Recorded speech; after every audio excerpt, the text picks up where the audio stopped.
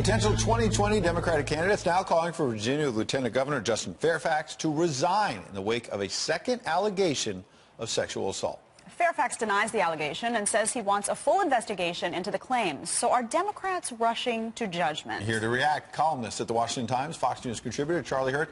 Charlie, we've never seen Democrats rush to judgment in a case like this, have we?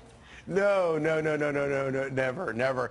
Especially not in the middle of a political season when you've got 4,000 of them running for the nomination. Of course they're rushing to judgment. You've got a guy here who has led an exemplary life and has achieved a pretty good honor in being elected to be lieutenant governor, and he hotly refutes these accusations. And obviously, it's, you know, we ought to sit and listen to what the accusations are, listen to his defense.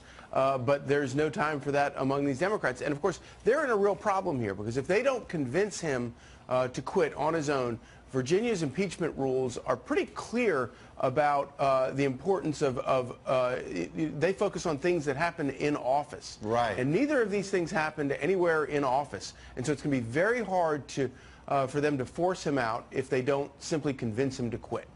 Charlie, even though they have rushed to judgment, I think in both cases, obviously have no respect for due process. That's right. Pretty clear. Don't you think there's a distinction, though, in how they reacted to both? I mean, when it was Kavanaugh, he was immediately declared guilty. There was a massive public hearing. There was an effort to completely discredit him forever as a human being. Here, what I see is, yes, calls to resign before they have all the facts, but it ends there. The public humiliation, all of that stuff they haven't brought into the equation this time around, it seems. Yeah, the Kavanaugh situation certainly was, I would say, the lowest point I've ever witnessed in my time covering politics in Washington. It was absolutely disgraceful. And you're right, it really was sort of a mob of sorts that went after him. And there was nothing he could say, and there was no evidence that could be produced that would placate anybody.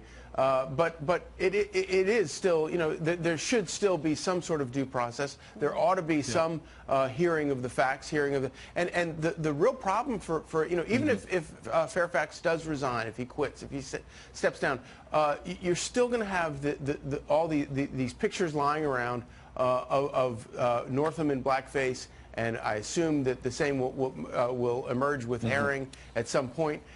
And those things will stick around for a long time. And I think it'll make a lot of voters later wonder, well, gee, who paid the price and what happened there? Yeah. Charlie, we have less than a minute, but there's something I can't let pass. Dick Durbin, the #2 in the Senate the other day, was asked about this. And, you know, leaders in both parties, when something like this happens, they try to duck it. He said something to the effect of, look, I'm not from Virginia, so I'm not going to comment on something. It's a local issue. It's a local issue. Brett Kavanaugh, last I checked, he's not from Illinois in Dick Durbin's state, right? But he had a lot to say about that. Yeah, no, it's a great point, and also, yeah, the hypocrisy is just absolutely astonishing, and especially, and as we get closer and closer to the 2020 elections, it's going to only get worse. Yeah, indeed. Yeah. Charlie, appreciate you coming. Thanks, Charlie. Thank you, guys. So what does all the turmoil in Virginia mean nationally for the Democrats? Many leading Dems were quick to voice their support for Dr. Christine Blasey Ford during the Kavanaugh hearings. At first, they were mostly silent, however, on the accusations against Lieutenant Governor of Virginia, Justin Fairfax. It was only following the second accusation against Lieutenant Governor Fairfax that the 2020 contenders, including Senators Kirsten Gillibrand, Cory Booker, and Elizabeth Warren, called for Fairfax to resign. Here now with reaction is RNC national spokeswoman Kayleigh McEnany and syndicated radio talk show host Larry Elder. Kayleigh, let me go to you first. Again, I'll pose the same question to you I've been posing to the panel before.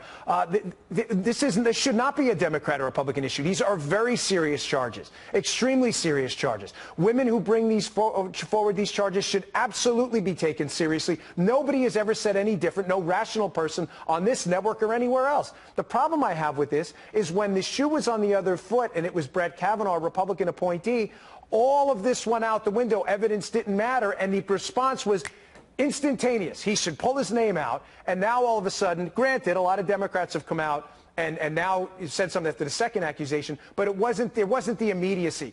Your reaction to that? Yeah, that's exactly right. Look at what happened in the wake of the Justin Fairfax accusations coming out. The number 4th in line of gubernatorial succession in Virginia, Kirk Cox, who's a Republican, came out with a statement immediately. We at the RNC talked with the State Party of Virginia, talked with Kirk Cox. The statement was this: let's wait for the facts to come out. It was the same standard with Kavanaugh. Even though there was a political interest in the Republican Party saying Fairfax should resign, we said, let's wait for the facts to come out. We are consistent. It was not the Democratic Party in the wake of Kavanaugh. They said Kavanaugh must step down. Kirsten Gillibrand said one credible allegation is enough. Democrats were silent at first. You have a few coming out now because their political interest depends on it. But the Democratic Party has largely been silent. And Dan, one more thing. I was very dismayed when we just heard that press conference. You heard them say, we yet to have a statement on Herring. Herring is the one who wore blackface. If Northam wore blackface and it's meriting resignation, so too should be meriting resignation for Herring. But they're not consistent. It's a double standard. It's all politics for the Democratic Party. Yeah, you're right. Larry, it gets infuriating. Again, when you stand on a common set of principles, this stuff, there's nothing to have to you just say what you said before because it mattered to you. What bothers me about this is, look at Herring, the Attorney General. He appears to be the biggest hypocrite of all in this situation because he was one of the first people to jump out and go after the governor, Northam, for the blackface, knowing he had this in his past. I mean, they're in a lot of trouble, these Democrats in Virginia right now. It's a mess. Well, they are, Dan. You can nail the AG for hypocrisy, but I take issue with the idea that these blackface pictures suggest bad character. Come on, let's have a little perspective here. 1984 was the governor's blackface photograph. He was 25 years old, and if you look at the photographs, I thought they were mocking racism, mocking the Klan, mocking people that wear blackface. And as far as the AG is concerned, he was 19 years old. He wore blackface because he admired rappers like Curtis Blow, and he was trying to appear at a Halloween party dressed as a rapper. That's a character problem. He wasn't hating on black people. He was loving on rappers. So let's have a little perspective here. The charges against the lieutenant governor are very, very serious. You have 2 charges of sexual assault. In one case, the woman told other friends, which is one of the reasons, one of the ways you corroborate the allegation. That's a very different charge than the silly blackface controversy regarding the governor and the AG. Yeah. Kayleigh, there were a series of questions asked of Judge Kavanaugh that if the Democrats were standing on principle, I can't go back to this enough because it seems like their principles waver, which makes them non-principles, right? There were a couple of questions. I wrote a couple of them down. The first question was asked of Kavanaugh was, well, what's the motivation for these women to lie? I find it interesting that some of those same questions are not being asked by some, not all prominent Democrats, but secondly, are accusations enough? That question, that wasn't even a question for Kavanaugh. The accusations were perceived to be enough.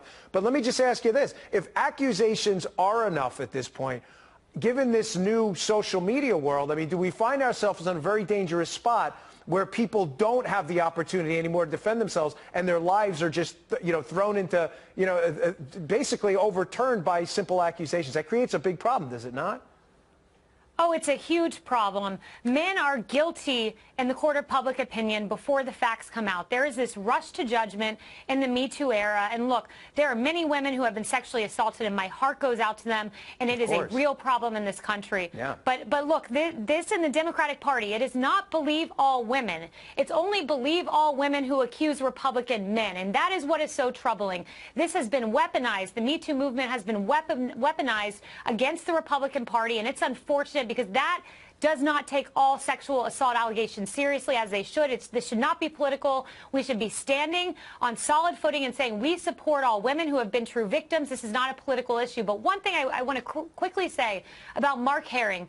Mark Herring, who wore blackface and admitted that, set the standard when he came out and called on Northam to resign. Democrats set that standard. Mark Herring set that standard. So whatever it says about his character, wearing blackface, he set the standard when he called on Northam to resign, and he has lost all credibility with Virginia voters when he set a standard that he himself will not adhere to and will not step down because of.